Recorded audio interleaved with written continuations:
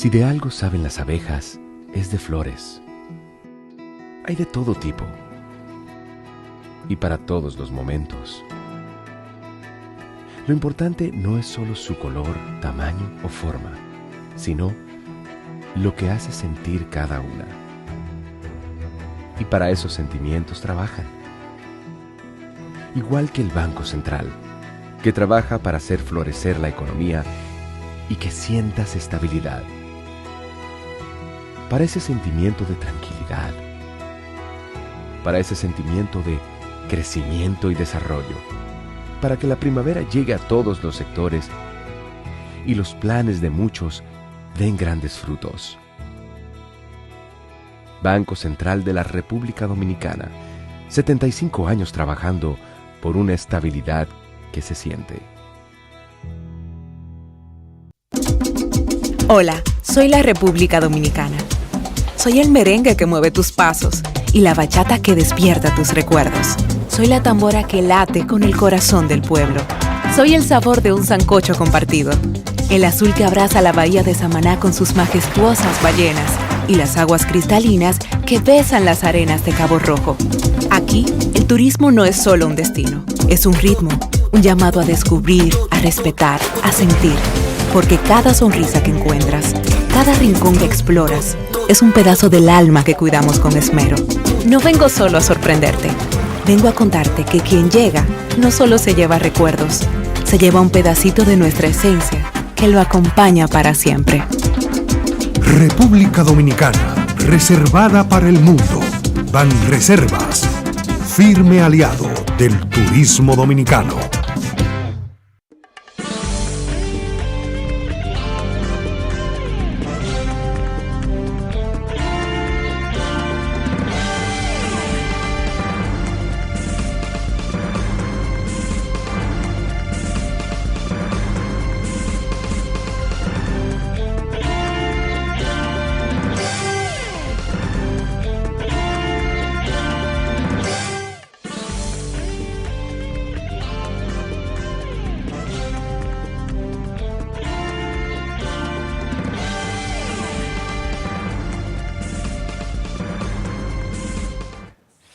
Muy buenas tardes, amables televidentes. Bienvenido a su cita diaria, crepuscular y nocturna en Teleimpacto, que es al final de la tarde, despidiendo el sol y comenzando la noche.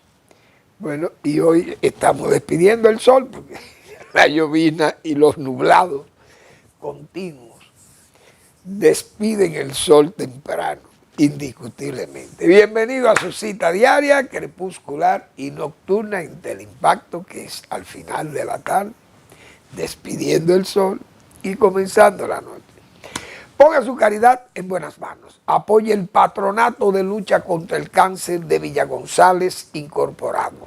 809-443-8010. El Hogar Escuela Santo Domingo Sabio. Ese es un espacio especial para jóvenes que están en alto riesgo y que hay que salvar de esas garras de la delincuencia, del crimen, porque son jóvenes sin oficio y sin beneficio. Y los salesianos cuidan de esos jóvenes para llevarlos a la adultez y hacerlos verdaderos ciudadanos. Avenida Independencia, esquina Gregorio Luperón, en Santo Domingo. Bueno, la verdad es que las guerras que se están librando son guerras muy dañinas, no solo a las poblaciones que están en guerra, sino al mundo. El estado de ánimo de la gente, las materias primas básicas, petróleo, etcétera, la comida. Y todo eso, más los medicamentos, la gente misma, la incertidumbre. Y eso va creando como cierto desconcierto también en las naciones del globo. Entonces, esta guerra de Gaza, que es una guerra que pensábamos que podía ser muy corta, de poca intensidad, porque ya Israel había tenido muchísimos frentes de guerra en esa zona de Gaza. En Cisjordania nunca se ha presentado una guerra tan, diríamos, tan fuerte como la que se ha liberado ahí en Gaza. Porque la Cisjordania, a pesar de todo, tiene un gobierno ahí, una autoridad, tiene cierto mando en esa zona, se da más o menos a respetar.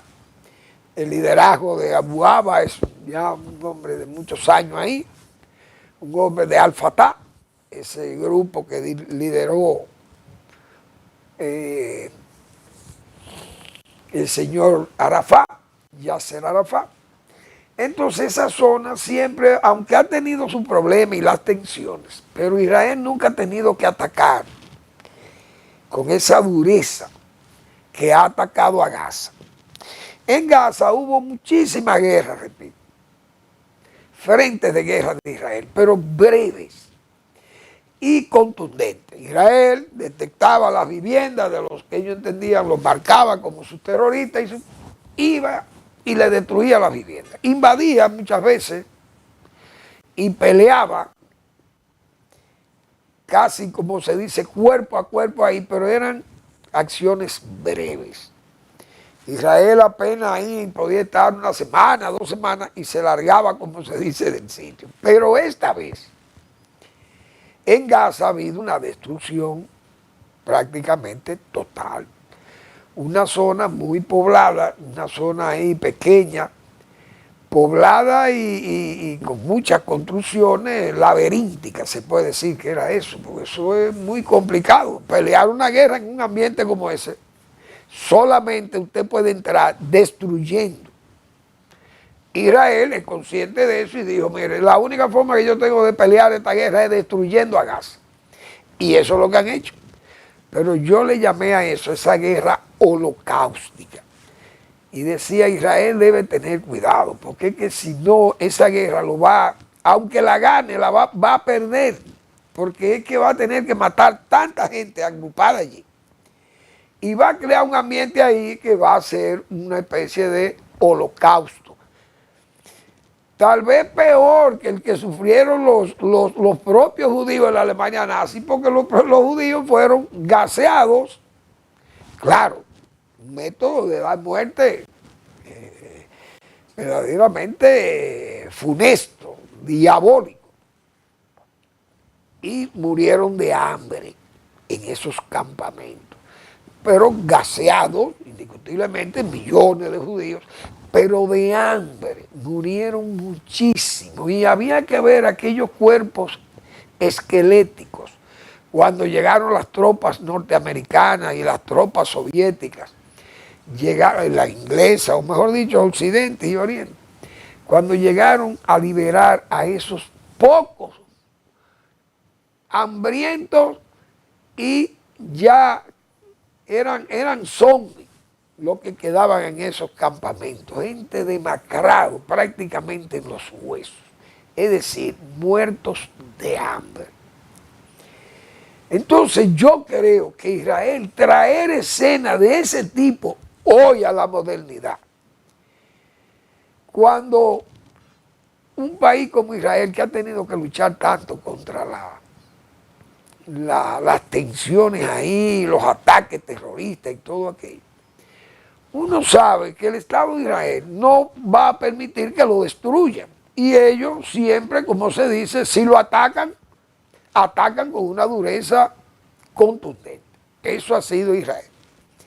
Pero esta guerra, peleada como se está peleando, le va a traer demasiado problema a Israel, porque está creando, como he dicho otra vez, una guerra holocaustica.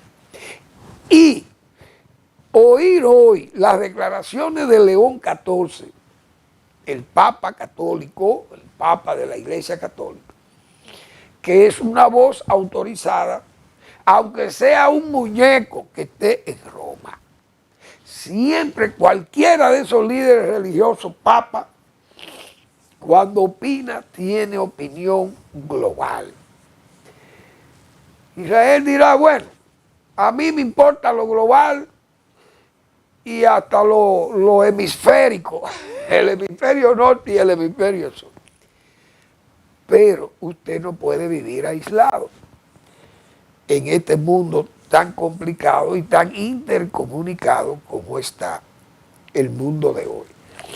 Entonces Israel, el Papa, aunque no lo cita, dice, usted no puede librar una guerra matando de hambre, porque es la forma más sencilla de hacer la guerra, matar de hambre a la gente. Esas escenas que se están viendo en esa zona de Gaza son escenas verdaderamente, patibularias. Eso es como si usted asesinara a un grupo de gente gaseados o dejado morir por hambre o fusilado a tiros. Porque ver esa población en forma desesperada con una olla, que yo estoy seguro que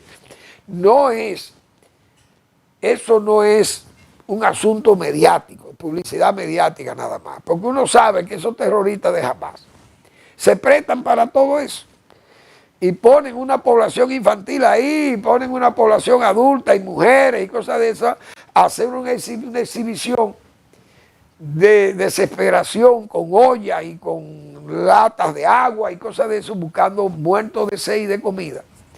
Y muchas veces uno sabe que eso es una tramoya, una especie de publicidad mediática. Pero ya cuando la voz del Papa habla y voces autorizadas, líderes de otros niveles políticos y esas cosas, y religiosos inclusive, están señalando que es una situación muy grave. Entonces Israel no puede fomentar una política de hambre y de matar por hambre, porque es que eso le va a dañar su propia historia a Israel.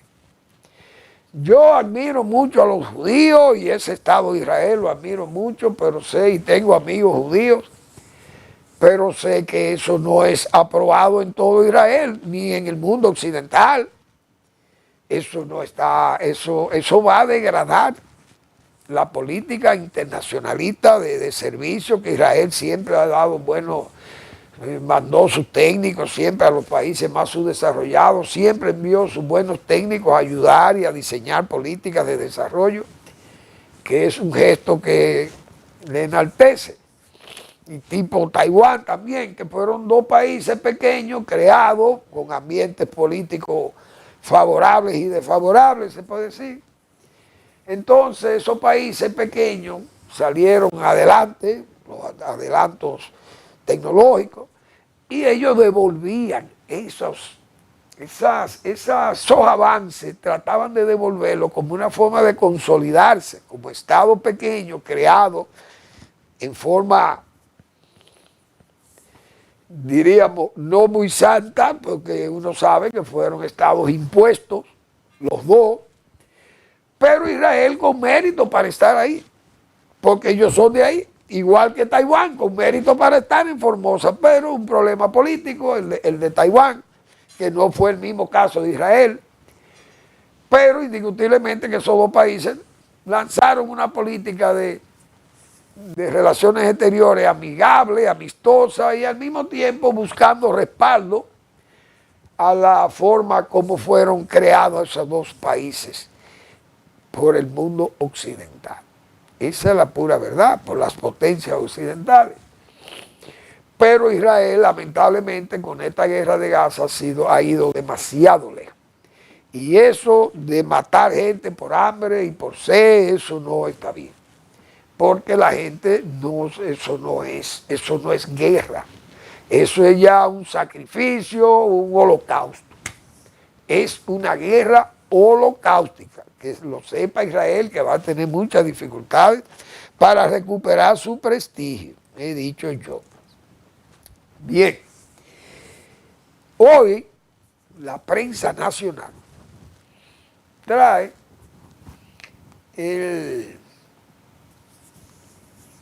con la noticia, diríamos, positiva de que el Consejo de Seguridad se reúne para conocer el caso haitiano.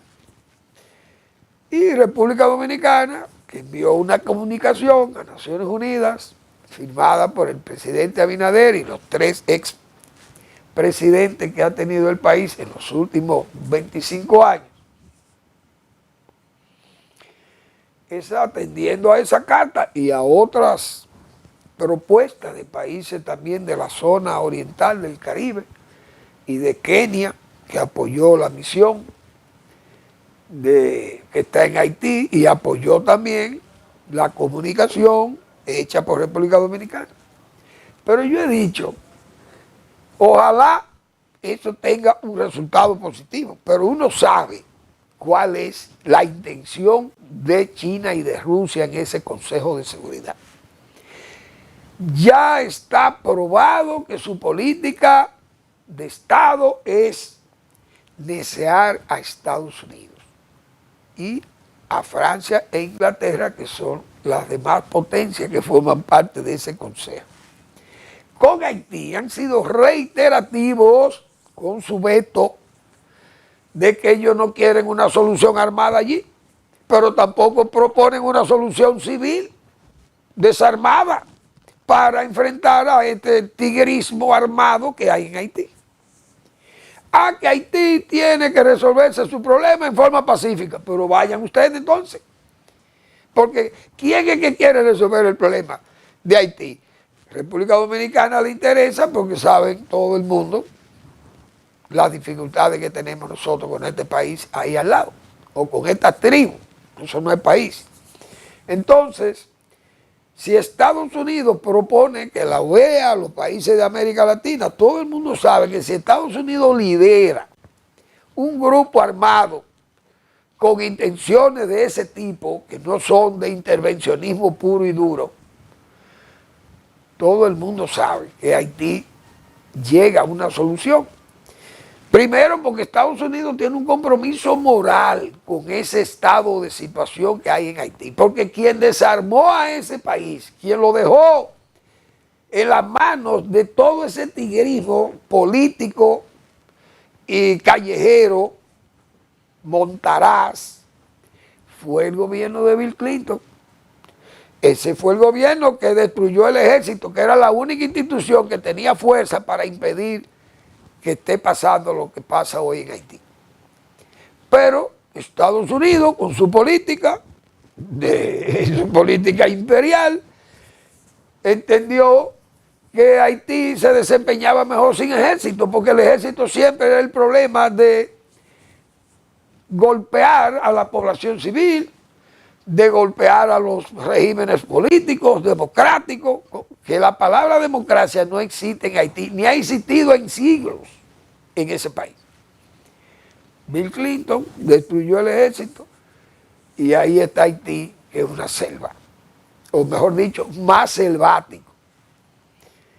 Esa situación solo se puede mejorar o arreglar si Estados Unidos, como potencia que es militar y económica, pero principalmente militar. Si Estados Unidos dice que va con una fuerza militar a intervenir en Haití bajo, como se dice, bajo autorización de Naciones Unidas o de los países de América Latina, que también, porque hay países grandes que pueden aportar también, y pequeños, ¿por qué no?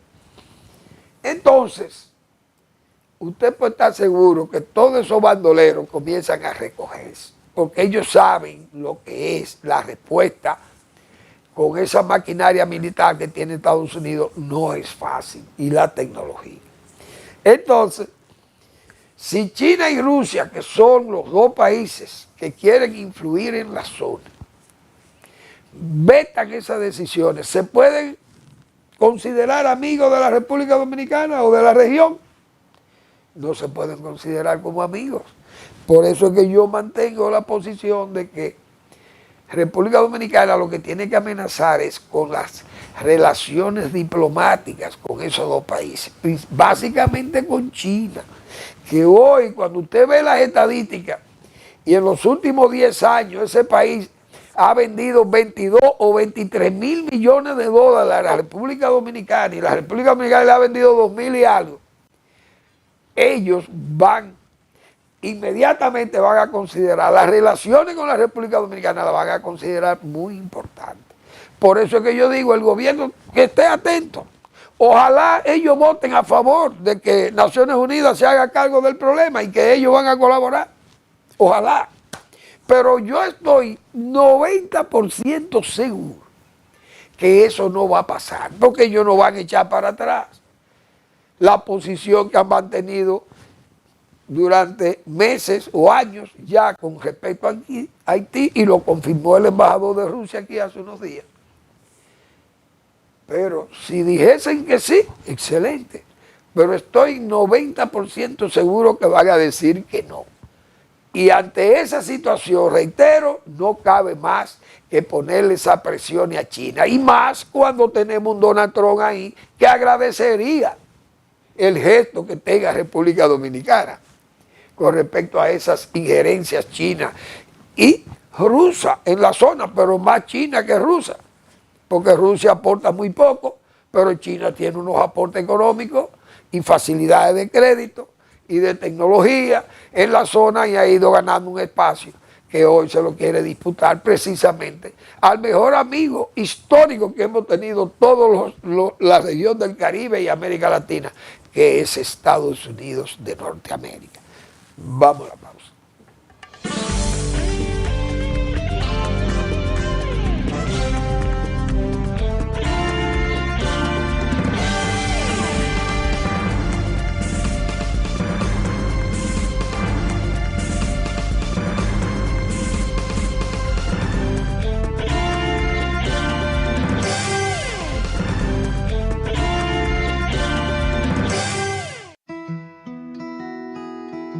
Si de algo saben las abejas, es de flores.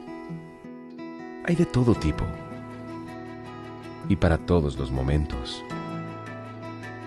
Lo importante no es solo su color, tamaño o forma, sino lo que hace sentir cada una. Y para esos sentimientos trabajan.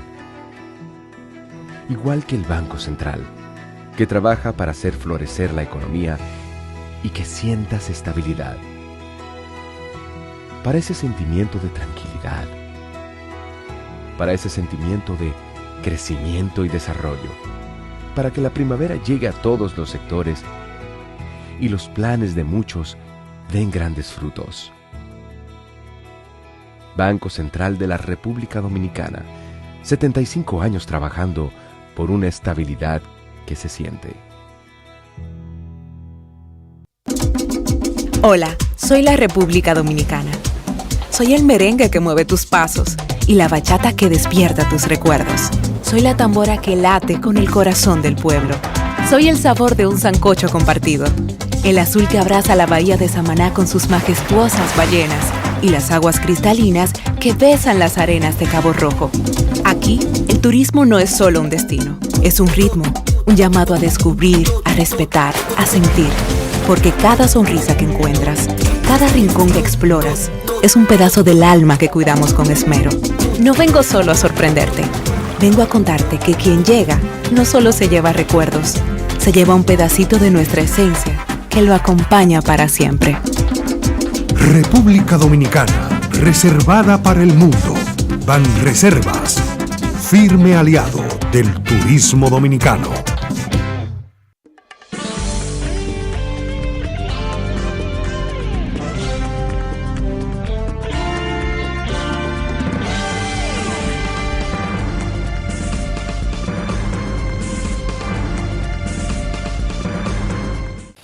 Bueno, la situación de esa población haitiana flotante en este país, nosotros tenemos que ponerle freno los dominicanos. Por eso insisto tanto en ese enfrentamiento que nosotros debiéramos confrontar a naciones como China y Rusia por vía diplomática, nosotros ponerle hierro, porque el país, ya nosotros no resistimos la vida haitiana en República Dominicana como se está viendo actualmente. Porque aquello antes era, como hemos dicho otra vez aquí, eso era de batey. Y el haitiano andaba aquí en forma furtiva, de noche prácticamente, eso no se dejaban ni ver. Hoy nuestras playas y nuestros hoteles, que yo hace años que yo dije aquí, que fui a un hotel de Bávaro y conté de 20 camareros, conté 17 camareros haitianos. Entonces, todos esos hoteles, vistos como ya se vio en Friusa y en Matamosquito y todo eso, y la defensa que tiene el periódico Diario Libre, que es de los dueños prácticamente de Punta Cana. Porque la vida cultural ahí ya, y la vida económica, turística, etcétera, todo eso está hoy reglado allí o reglamentado por ese grupo de Punta Cana. ¿Qué es lo que se anima en los hoteles? Yo voy a poner esta imagen para que me digan a mí los traidores de este país, que se hacen llamar y que progresistas, y se hacen llamar pro haitianos, y se hacen llamar defensores de la soberanía y defensores de la solidaridad de República Dominicana con haitianos, y además que nos señalan la igualdad en cuanto al mulataje y a la negritud con los haitianos y las costumbres. Somos iguales que los haitianos. Ahora dígame si usted ha visto un dominicano en estas condiciones, un animador de zonas hoteleras. Óigase bien, miren esta imagen.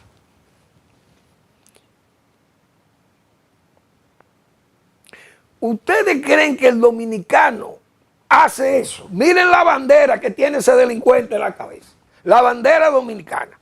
Mírenme el baile de este caballero, ahí se vende como que eso es dominicano. ¿Quién ha visto un dominicano bailando en esa condición aquí? Esa cultura no es dominicana, eso le pueden llamar gagá, vudú, lo que quieran, pero eso nunca el dominicano ha bailado eso aquí.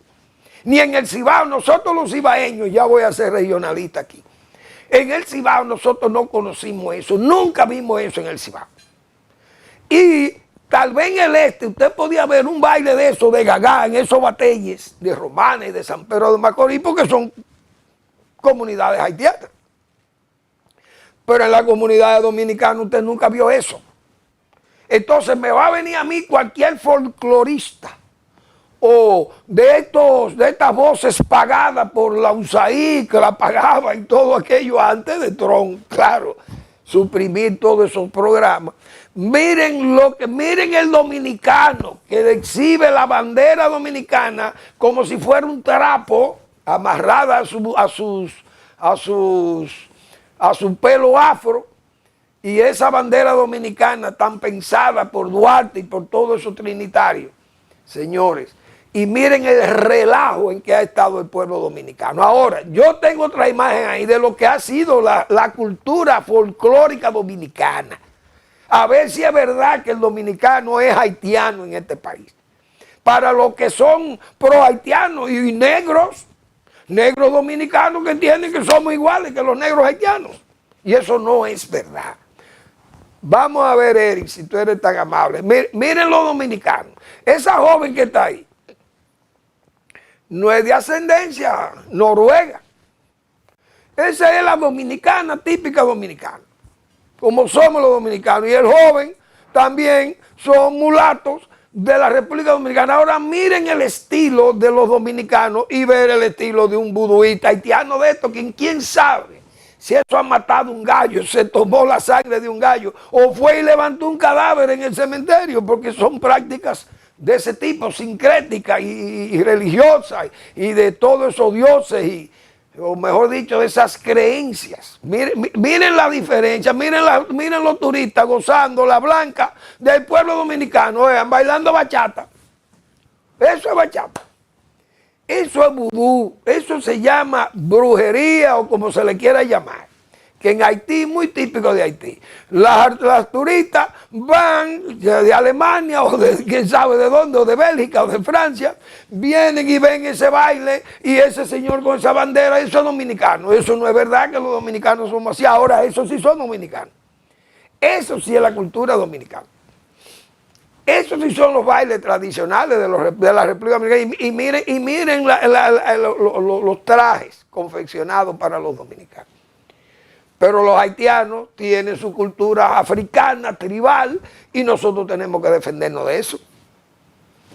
Pero aquí todavía hay dominicanos que piensan que nosotros debemos convivir, porque esos bailes, ese folclore afrodominicano de Gagá, óigame eso, cuando nosotros en esas 14 provincias del Cibao, que me diga un cibaeño a mí que vio en su vida un baile de ese tipo, que yo exhibo ahí, de ese caballero que anda bailando ahí. Bailando no, o contorneándose ahí. Pues eso no es baile. Eso son, como yo he dicho, movimientos espasmódicos de glúteos y de vientre. Miren cómo es que ese hombre se maneja ahí. Entonces, aquí los dominicanos queriendo mimetizarse en la blanquedad y en el mulataje, como para diferenciarse de los negros haitianos, siendo todos negros. Sí, es verdad que podemos ser negros, pero no todos son iguales. Entonces, el negro dominicano y el mulato dominicano no hacen eso, ni bailan así, para que estemos claros. Y en el sur, que es tan pegado a Haití, óigase bien, el sur, y usted no ve esa conducta en los pueblos del sur. ¿Por qué?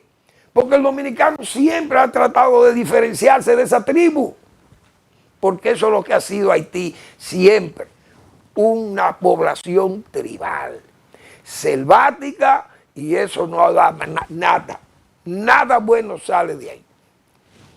Algunas élites, bien, que se han formado en Europa y en Estados Unidos y han vivido del expolio y se consideran élites allí, educadas. Eso es una minoría casi imperceptible en esa población. Pero nosotros tenemos que estar claros que ese no es el pueblo que nosotros vamos a dejar que se introduzca aquí, que infiltre la cultura popular dominicana y que además nosotros tengamos que solventar la estadía de esa gente aquí. Vamos a ver si la autoridad está dispuesta a pelear, porque esto no es hablar. Y vamos a hacer 13 kilómetros, 15 kilómetros de un muro allí que es una valla y sigue la entrada de haitianos. Y tenemos sellada la frontera, pero nadie ve el sello. Siempre tiene filtraciones. Y entran como manadas al país. ¿Y por qué en Estados Unidos, que tiene una frontera más grande con México, que había que ver aquellos ríos humanos desplazándose por México y por esas selvas panameñas para llegar a Estados Unidos? Y eso era un espectáculo. Todos los días estaba en la prensa imágenes de aquella muchedumbre de hombres, de mujeres, de niños, de ancianos, ahí va de todo, tratando de llegar a la tierra prometida. Sin embargo, con una sola orden de Donald Trump, que se ha dado a respetar, porque uno tiene que señalarle eso. Esa orden fue cumplida a cabalidad y por ahí no pasa ni la mosca de las frutas, he dicho yo. Ya esa frontera entre México y Estados Unidos, ya eso no es de interés más que para esas donaciones, para su negocio. Pero ahí no se mueve ya una hoja. Ahí no se mueve, ahí no se molestan ni las serpientes que puedan aparecer ahí en esas zonas desérticas de la frontera México-estadounidense. ¿Por qué? Porque la orden que se dio ahí es para que se cumpla y se está cumpliendo. Porque así es que se tiene que gobernar en forma convincente. Bueno, señores, está esa discusión con SENASA. SENASA, todo el mundo sabe que es el Seguro Nacional de Salud. Que el gobierno se creó, eso fue en el gobierno de Hipólito Mejía, se creó esa institución. Pero fue una creación, no, la funcionalidad de ese todavía no era visible. Prácticamente en los años de Leonel Fernández y de Danilo Medina, el SENASA se fortaleció, creció. Entonces está el subsidiado y el seguro no subsidiado, que son el contribuyente que pagan los trabajadores, sector público y privado, pagan sus botas y ese seguro se mantenía bajo eso.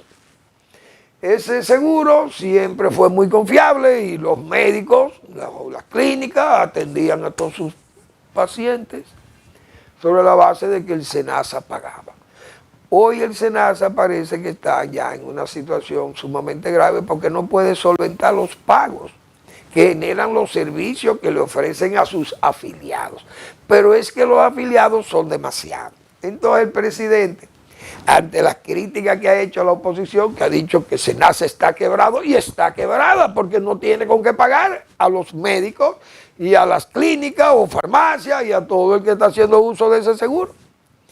Porque el seguro tiene un diseño para los contribuyentes y para subsidiar algunos de los servicios o todos los servicios a una población, a un segmento poblacional que puede ser incluso de gente que ya están retirados, gente vieja, de gente sin trabajo, de gente enferma, etcétera, etcétera. Bien. Pero el presidente Abinader, ante las críticas, quiso justificar esto diciendo que ahí se han agregado 2.4 millones de dominicanos que tienen derecho a que se les brinde salud. Es verdad. Pero, presidente, el Estado tiene compromiso con los derechos fundamentales también. Por ejemplo, un derecho fundamental que a mí me vino a la mente hace un rato aquí, es el agua. Porque la gente tiene que beber agua, porque si no se muere. Ahora el Estado quiere darle agua a todos los dominicanos. Ojalá le pueda dar agua, pero está en capacidad de darle agua a todos los dominicanos. Agua potable, uno sabe que no. Pero si ampliara los servicios, porque el Estado ha hecho un esfuerzo a través de la historia y ha dotado de acueductos y pequeños acueductos a todos los pueblos grandes del país, o más o menos grandes. Incluso acueductos rurales y acueductos múltiples rurales, que fueron muchos los que se construyeron en el país, pero no dan abasto, es verdad. Ahora, si el Estado dice, bueno, yo no quiero que los dominicanos estén pasando sed. Muy bien, presidente, usted le va a autorizar a las embotelladoras de agua que le den agua a la gente porque no pueden quedarse en sed. Que el Estado va a pagar el agua que consumamos, por ejemplo, de esas embotelladoras. ¿Qué va a pasar? El Estado no está en capacidad de pagar todo eso. Entonces yo creo que eso ha pasado con SENASA. El Estado no está en capacidad de asumir a todo el mundo en ese seguro porque no lo va a poder cumplir, no va a poder pagar. Entonces el problema es ese continuo mecenazgo, ese continuo mecenatismo en que ha caído el Estado Nacional, que es un Estado populista. Y la política dadivosa que ha implementado el presidente va a llevar, la gente, por ejemplo, la vivienda es un deber fundamental que tengan vivienda los dominicanos, las familias dominicanas, pero el Estado puede dotar de vivienda a todo el mundo. Mire, señor Bisonó, constrúyame 50,000 viviendas para regalárselas a la gente. El Estado no tiene esos recursos y es un deber que lo brinde. Por ejemplo, el seguro social aquí, todo el mundo sabe que funcionaba en tiempo de Trujillo. ¿Por qué funcionaba? No es porque había poca gente, porque eso es muy relativo. Que los servicios hospitalarios eran buenos. Entonces el seguro era para los trabajadores que pagaban su cuota.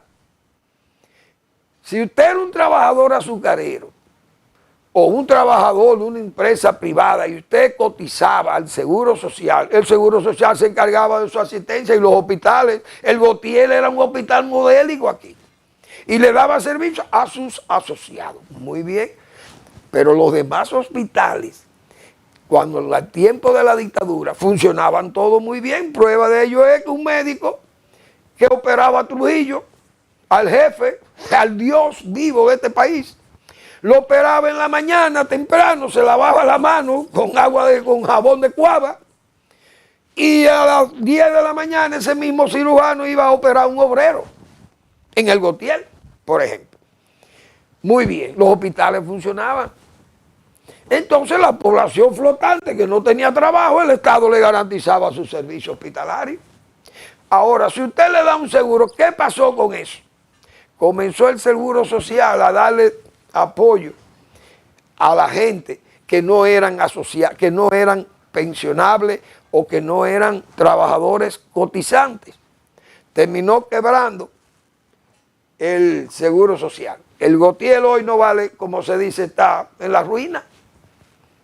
Y antes era un hospital modélico, pero el Seguro Social está cerrado también porque no soportó. Porque lamentablemente, como está diseñado esto ahora, todo el mundo quiere estar en Senasa, todo el mundo va a ir a las clínicas privadas. Los hospitales son para los haitianos. Y los médicos no dicen nada, porque si no, los médicos se van a quedar sentados mirando los techos, porque el dominicano no va a ir a los hospitales públicos. ¿Quiénes van a los hospitales públicos? Los haitianos. Esa población haitiana es la que se va a beneficiar de los hospitales públicos dominicanos. Entonces, eso se tiene que corregir. No es que el Estado o el presidente tenga el deseo de que todos los dominicanos tengan una vivienda. Sí, es verdad, presidente, y usted está en el deber de garantizarle al Estado, pero usted no le puede dar esa vivienda, como los solares. Entonces, hemos dicho, todo este patrimonio del Estado se ha estado regalando, pero no se está regalando porque es un sentimiento solamente dadivoso, sino es como un catalizador de lo que es el votante. Eso es lo que se está viendo. He entregado 127,000 títulos. Esos son 127,000 familias. Eso tiene un peso electoral indiscutiblemente muy alto. Y entonces, esa política dadivosa siempre tiene una alta estimación en la simpatía social. Todo el mundo lo sabe, que eso, el subsidio, tiene esa alta simpatía, la gente lo aprecia porque sabe que en la costilla que le dan los costos, las alzas. Y si usted puede financiar o regalar solares, viviendas, parcelas de reforma agraria, ¿qué es lo que pasa? Que fortalezco mi base social, pero sobre la base del patrimonialismo, de entregar el patrimonio público. Vamos a la pausa.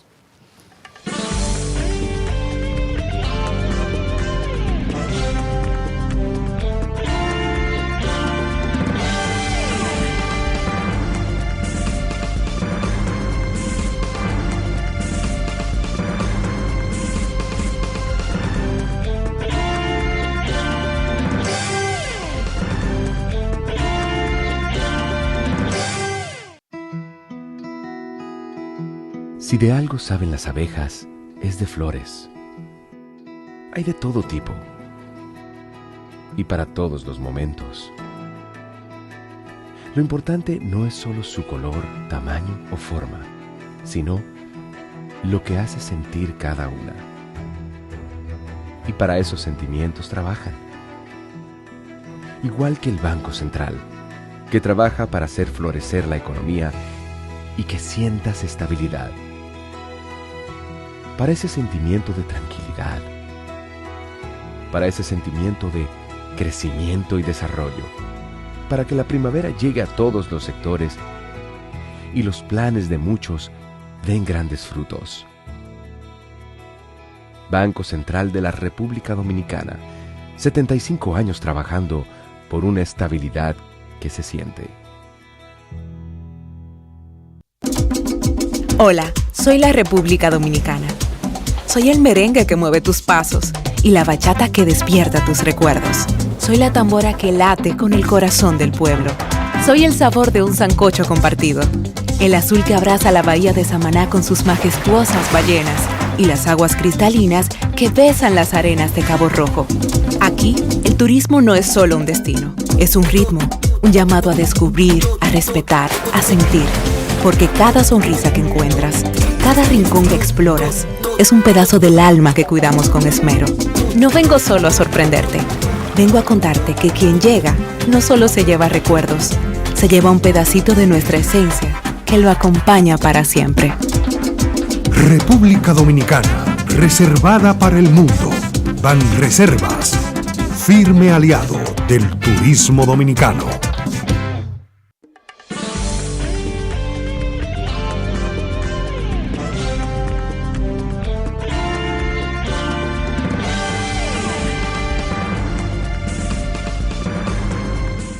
Bueno, la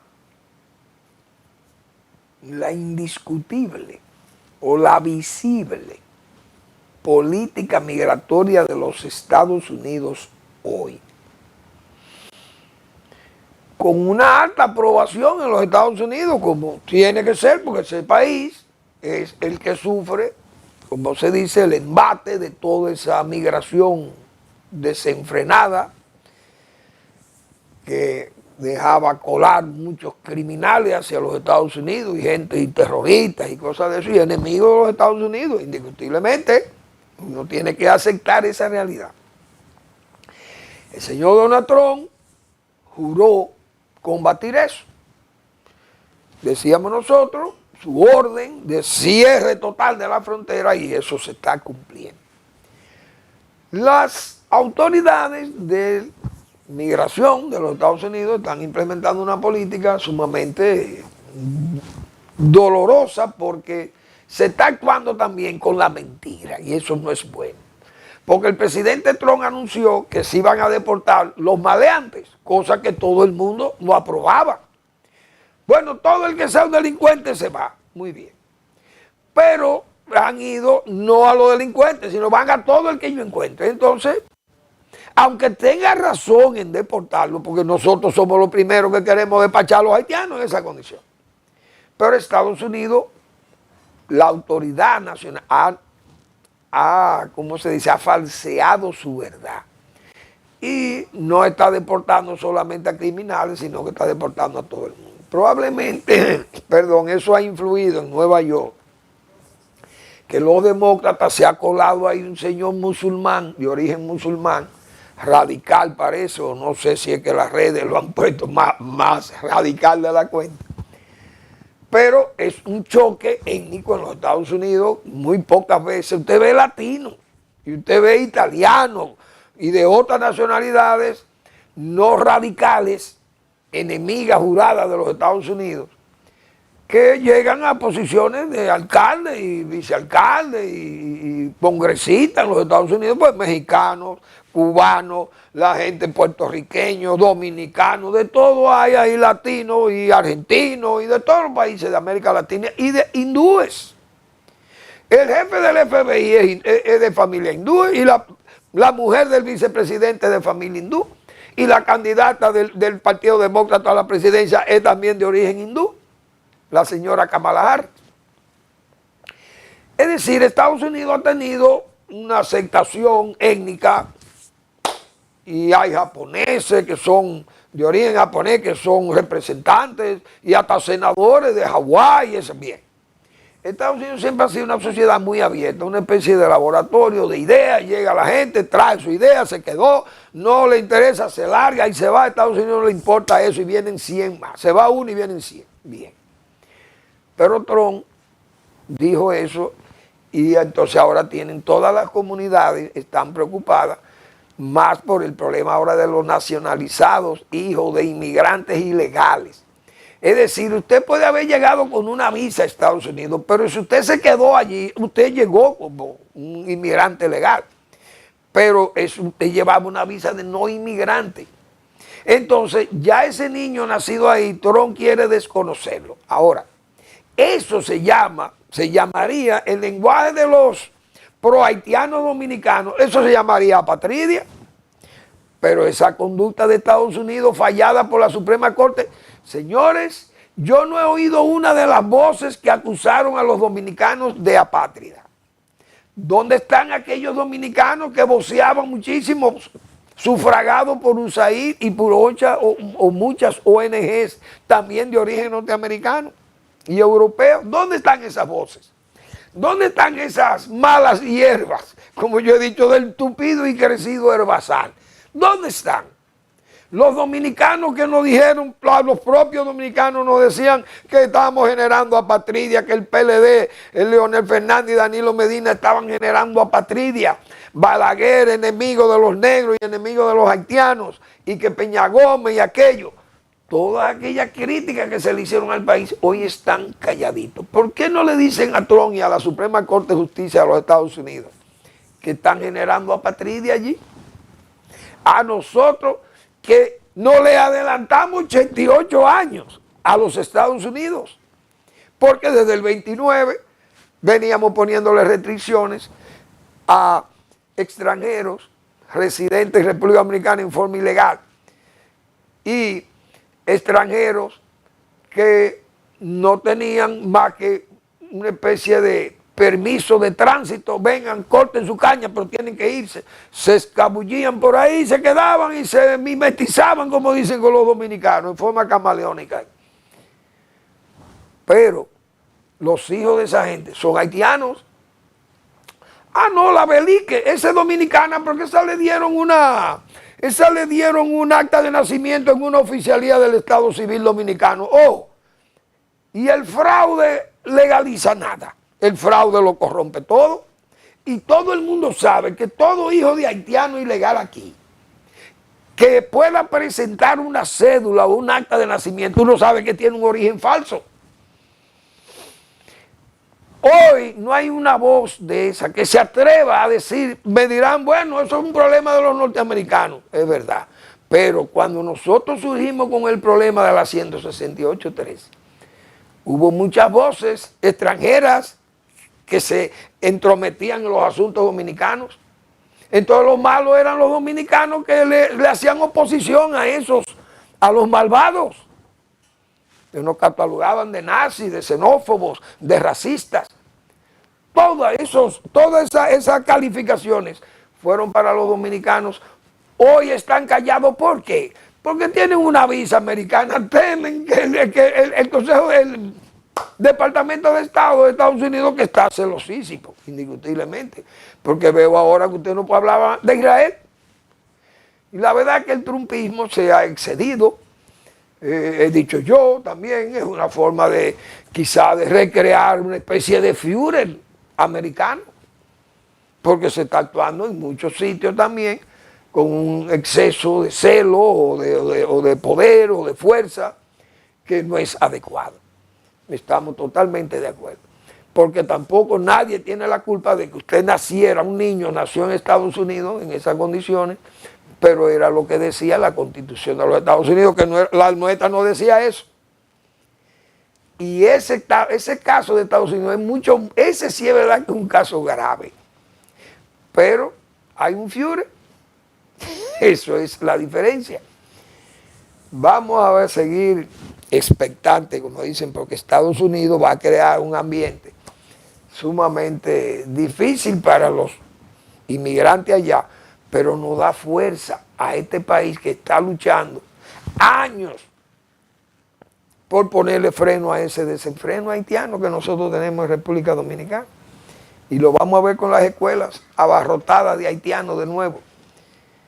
Y yo, porque ya no tengo tiempo para recrear lo que pasó con Trujillo el Rinconcito, que fue y llegó a una escuela y encontró la mayoría de los niños dando clases, recibían clases en creol, eran haitianos. Y Trujillo llamó a la maestra y le hizo el reclamo con dureza y la maestra se puso casi grave.